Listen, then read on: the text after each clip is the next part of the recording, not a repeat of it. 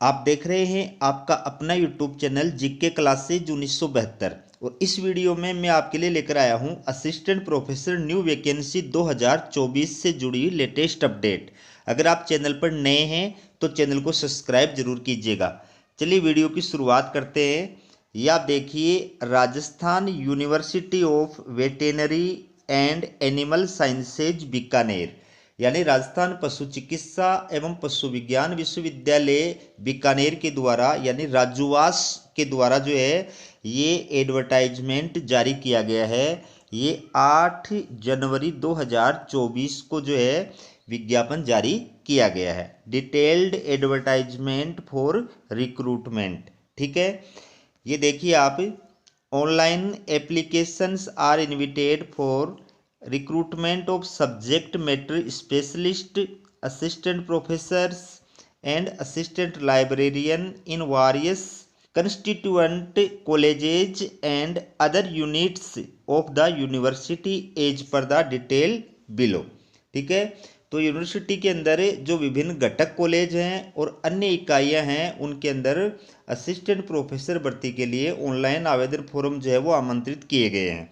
इस वीडियो में मैं असिस्टेंट लाइब्रेरी के बारे में आपको नहीं बताऊंगा, उसके लिए आपके लिए अलग जो है पूरी डिटेल लेकर के आऊँगा। यहाँ पर सिर्फ असिस्टेंट प्रोफेसर के बारे में आपको जानकारी प्रदान करूँगा। और इसमें मैं आपको एक चीज़ और क्लियर कर देना चाहता हूँ कि आप यूनिवर्सिटी के द्वारा जारी किया गया जो विज्ञापन है इसके अंदर जो लिखी गई बात है उसी को ऑथेंटिक माने।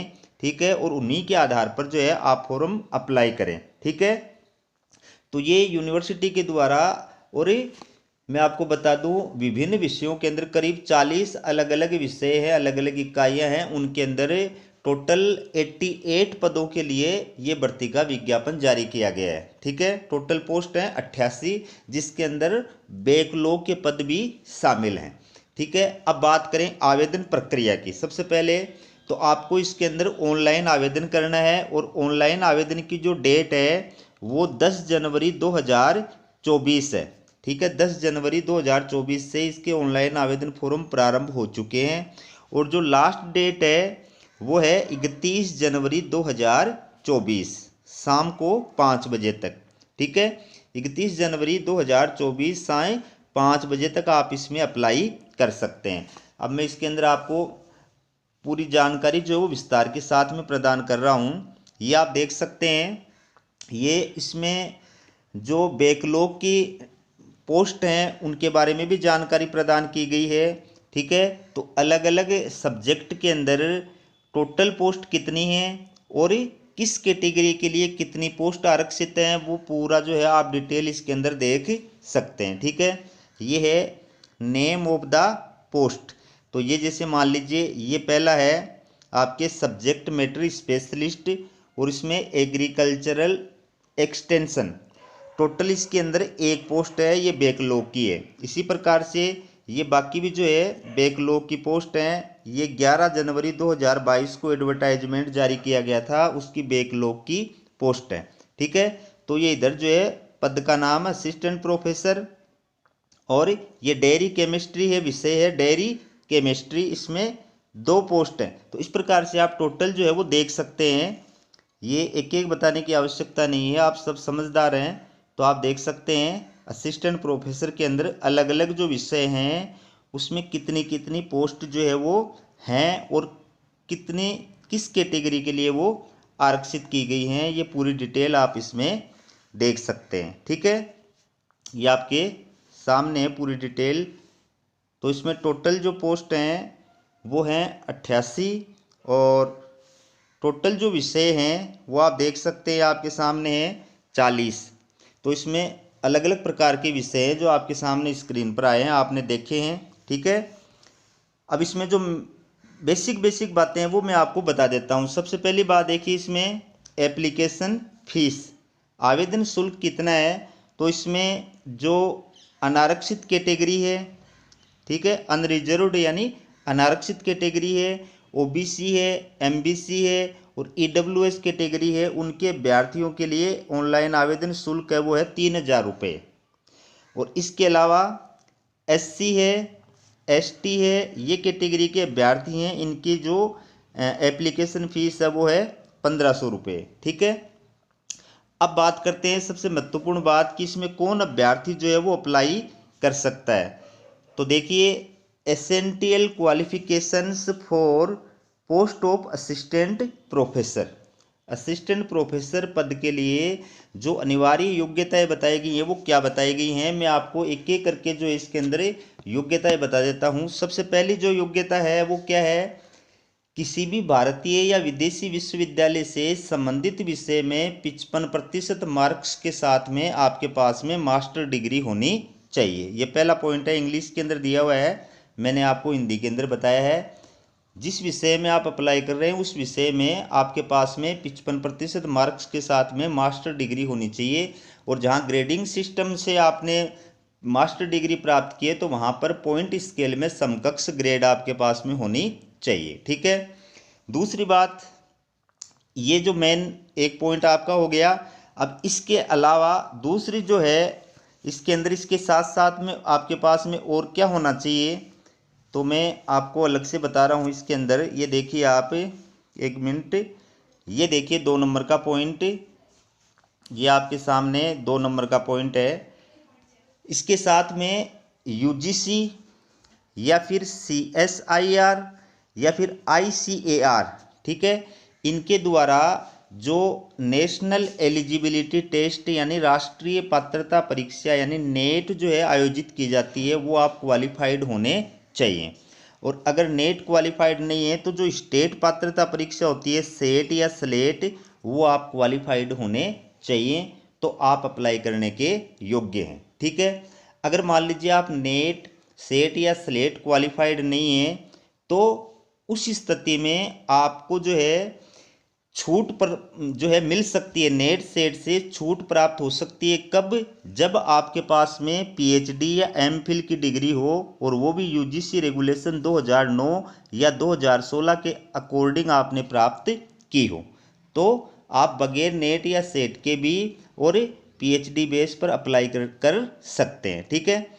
लेकिन आपकी PhD या MPhil जो है वो UGC रूल्स 2009 या 2016 के अकॉर्डिंग होनी चाहिए। ठीक है। अब ऐसे अभ्यर्थी जिनकी PhD का रजिस्ट्रेशन 11 जुलाई 2009 से पहले का है, उन अभ्यर्थियों को एक प्रमाण पत्र जो प्रस्तुत करना पड़ेगा। आपकी डिग्री चाहे 11 जुलाई 2009 से पहले की है या आपकी PhD का रजिस्ट्रेशन 11 जुलाई 2009 से पहले का है, उस स्थिति में आपको जिस यूनिवर्सिटी से आपने PhD की है उस यूनिवर्सिटी के डीन या फिर जो रजिस्ट्रार है, कुल सचिव है, उसके द्वारा एक प्रमाण पत्र जो है जारी किया जाता है, वो आपको जो है बनवाना है। ये देख सकते हैं आप, रजिस्ट्रार और डीन, ठीक है, इनके द्वारा एक प्रमाण पत्र जारी किया जाएगा जिसमें ये प्रमाणित किया जाएगा कि आपने जो है अपनी PhD की डिग्री वो रेगुलर मोड में प्राप्त की है, 2 बाह्य पर्यवेक्षकों के द्वारा एग्जामिन की गई है, आपका खुला वाइवा वॉइस हुआ है, आपने 2 रिसर्च पेपर प्रकाशित किए हैं जिसमें एक पेपर जो है आपकी PhD थीसिस से संबंधित है, और आपने 2 जो है पेपर का वाचन किया है, किसी भी कॉन्फ्रेंस या सेमिनार के अंदर 2 पेपर का वाचन किया है। इन सबको प्रमाणित करने वाला एक प्रमाण पत्र जो वो प्रदान किया जाएगा। अगर वो आपके पास में है तो आप अप्लाई कर सकते हैं। ठीक है। अब इसमें एक महत्वपूर्ण बात ये भी दे रखी है कि जिन विषयों के अंदर ICAR या UGC या CSIR के द्वारा नेट, सेट या स्लेट आयोजित नहीं कराई जाती है, ठीक है, राष्ट्रीय पात्रता परीक्षा या जो स्टेट पात्रता परीक्षा होती है वो आयोजित नहीं कराई जाती है, उन विषयों में अगर आप अप्लाई कर रहे हैं तो फिर आपको नेट सेट से छूट प्राप्त होगी। ठीक है। आप मास्टर डिग्री के बेस पर 55% होने पर आप अप्लाई कर सकते हैं। ठीक है।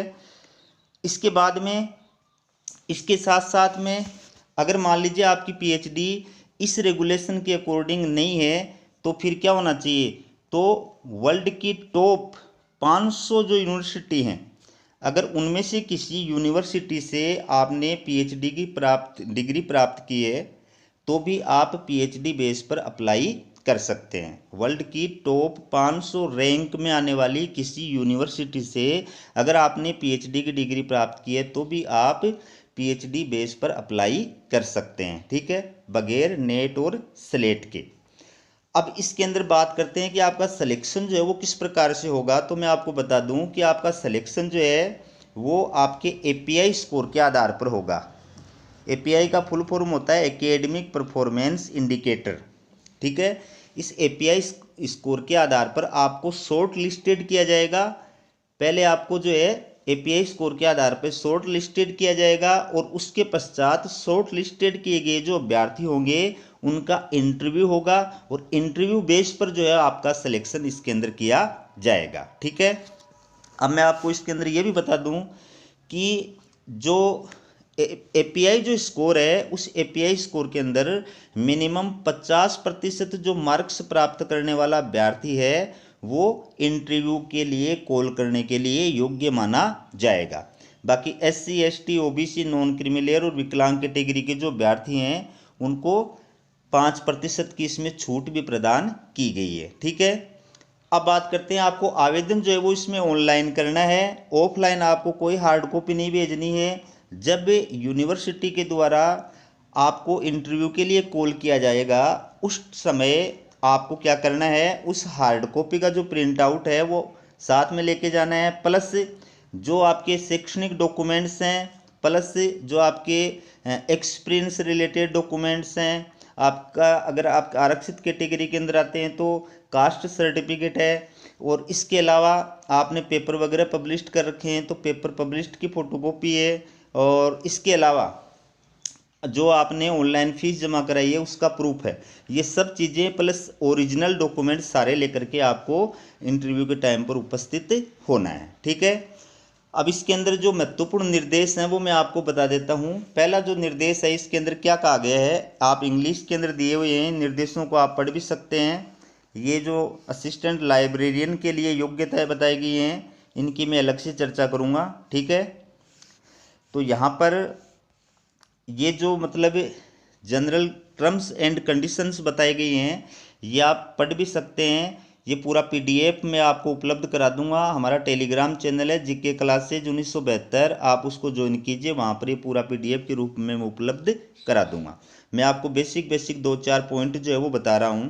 पहली बात क्या है कि ये जो यूनिवर्सिटी के द्वारा पद जो है विज्ञापन जारी किया गया है पदों का, तो ये सभी पद ICAR नई दिल्ली द्वारा 100% वित्त पोषित हैं, 100% वित्त पोषित हैं, और इन पदों पर नियुक्तियां ICAR की योजना के अनुरूप की जाएगी। योजना समाप्ति के बाद यदि चयनित अभ्यर्थियों को पद से हटाया जाता है तो वे किसी भी प्रकार का दावा नहीं करेंगे। इस आशय का उनको 500 रुपये का बॉन्ड देना होगा। ये पहले पॉइंट के अंदर कहा गया है। दूसरी जो महत्वपूर्ण बात है कि प्रारंभ में आपकी जो नियुक्ति की जाएगी वो 2 वर्ष की प्रोविजनल पीरियड के रूप में, ठीक है, परिवीक्षिकाधीन प्रशिक्षु के रूप में की जाएगी, और इस दौरान आपको फिक्स वेतन प्रदान किया जाएगा, ठीक है। तो आपको ये एक लिखित रूप में क्या देना पड़ेगा, स्टाम्प पर 500 रुपये के स्टाम्प पर आपको लिखित में ये देना पड़ेगा। कम से कम ज्वाइनिंग के अंदर 7 दिवस के अंदर, अगर आपकी ज्वाइनिंग होती है तो ज्वाइनिंग के 7 दिवस के अंदर अंदर आपको 500 रुपये के स्टाम्प पर ये लिखित में देना पड़ेगा कि मैं 3 साल जो है 3 साल से पहले अपना पद जो है वो नहीं छोड़ूंगा। और अगर ऐसा आप करते हैं कि 3 साल से पहले आप अपना पद जो है छोड़ते हैं, उस सिचुएशन में आप जो है 5 लाख रुपए की राशि यूनिवर्सिटी के अंदर जमा कराएंगे, उसके पश्चात ही पद छोड़ सकते हैं। इस प्रकार का आपको लिखित में 500 रुपये के स्टाम्प पर जो है देना पड़ेगा, ठीक है। बात करें रिसर्च पेपर की, तो आपका जो रिसर्च पेपर है वो NAAS यानी national academy of agriculture sciences के अंदर प्रकाशित किया हुआ है तो ही मान्य होगा, वरना मान्य नहीं होगा। इसके अंदर और भी आपको एक महत्वपूर्ण बात बता देता हूँ कि जो SC है, ST है, OBC में नॉन क्रीमीलेयर है और जो विकलांग कैटेगरी है, इनके अभ्यर्थी जो है उनको मास्टर डिग्री में 5% की छूट प्रदान की जाएगी। यानी अगर उनके PG के अंदर मास्टर डिग्री के अंदर 50% मार्क्स आए हुए हैं तो भी वो अप्लाई करने के योग्य हैं, लेकिन उनको सक्षम अधिकारी के द्वारा जारी किया गया वैलिड कास्ट सर्टिफिकेट जो है वो अपलोड करना पड़ेगा, ठीक है। और इसके अंदर एक महत्वपूर्ण बात ये भी है कि 1 जून 2002 को या उसके बाद अगर आपके 2 से अधिक बच्चे हैं तो आप इसमें अप्लाई नहीं कर सकते हैं। ठीक है, तो ये इसमें निर्देश दिए हुए हैं, मैंने मोटे मोटे निर्देश बताए हैं। बाकी ये जो यूनिवर्सिटी के द्वारा जो ऑफिशियल जो है एडवर्टाइजमेंट जारी किया गया है उसके अंदर जो बातें बताई गई हैं वही अंतिम रूप से मान्य हैं। मैंने सिर्फ आपको नॉलेज प्रदान करने के लिए वीडियो बनाया है, किसी भी प्रकार की न्यायिक कार्रवाई के लिए हमारा यूट्यूब चैनल जो है वो उत्तरदायी नहीं होगा। ठीक है, तो हमारा वीडियो कैसा लगा कमेंट करके ज़रूर बताइएगा। वीडियो देखने के लिए आप सभी का बहुत बहुत धन्यवाद।